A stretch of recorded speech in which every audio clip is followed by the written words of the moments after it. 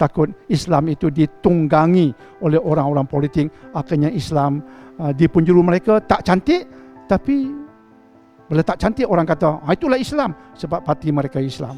Padahal yang tak cantik tu parti mereka, tapi oleh sebab parti itu sebut Islam, namanya Islam, maka orang yang tak faham mengatakan itulah Islam. Dia juga tak cantik, padahal parti yang tak cantik. Kebimbangannya di situ.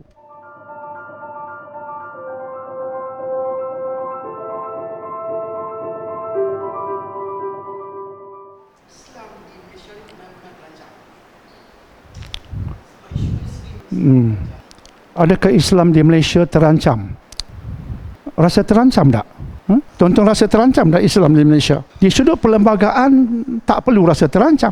Sebab perlembagaan kita itu mendaulatkan raja-raja Melayu, jangan dikacau itu. Memberi hak istimewa pada bangsa Melayu. Itu perkara besar, penting dalam perlembagaan. Tak boleh diganggu-gugat oleh sesiapa pun. Orang politik tak boleh kacau itu. Dia kena taat bab itu. Bab agama Islam, agama persekutuan. Tapi agama lain boleh dianuti, tidak akan diganggu.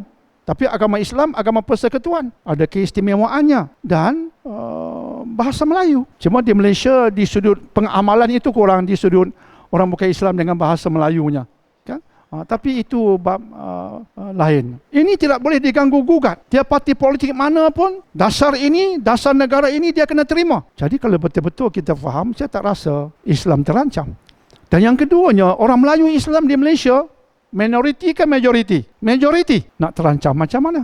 Kita majoriti. Dan yang non-Muslim, mereka minoriti. Dan mereka diikat dengan perlembagaan tadi. Hak istimewa Melayu dan sebagainya. Saya sendiri merasakan kita tak sepatutnya rasa terancam dalam senario macam ini.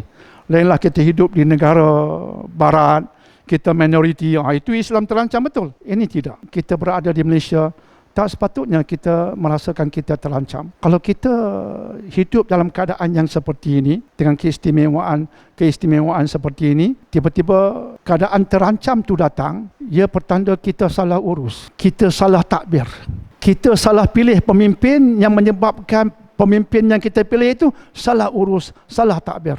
Jadi insya-Allah dengan raja-raja kita di atas, mereka menjaga agama Islam, keistimewaan bangsa Melayu, agama Islam, agama persekutuan, dengan bahasa kita, dengan kota-kota yang mengambil kira orang Melayu, kota pendidikan mengambil kira orang Melayu, orang Islam dan sebagainya. InsyaAllah dengan kita pilih pemimpin yang baik, yang urus dengan baik dan memahami Malaysia masyarakat majmuk, maka saya rasa tak perlu kita sentuh sensitivity 3R. R yang pertama religion, tak perlu sentuh sensitivity agama. Sebab di Malaysia ni memang Islam agama persekutuan, tak boleh diubah dah. Agama lain boleh diamalkan, tapi agama lain dilarang menyebarkan agama mereka pada kita. Tapi kita boleh menyebarkan agama kita pada mereka. Kita boleh berdakwah pada non-Muslim. Ramai non-Muslim dah masuk Islam, tapi non-Muslim tidak boleh berdakwah pada kita tentang agama mereka. 3R itu dah cantik. R yang kedua jangan disentuh, royalty, bab raja. Dan R yang ketiga, apa dia? Bab race, bangsa. Bangsa Melayu istimewa di Malaysia.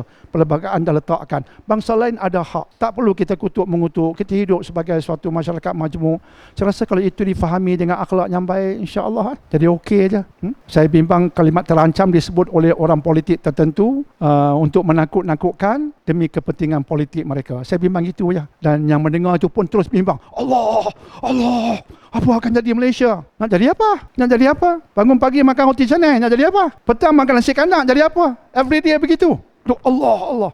Saya bimbang orang politik, dia saja menakut-nakutkan kita untuk kepentingan dia. InsyaAllah, be rational, be critical. InsyaAllah. Terima kasih soalan. Ridwan, soalan tadi telah dijawab. InsyaAllah. Ya, lagi satu.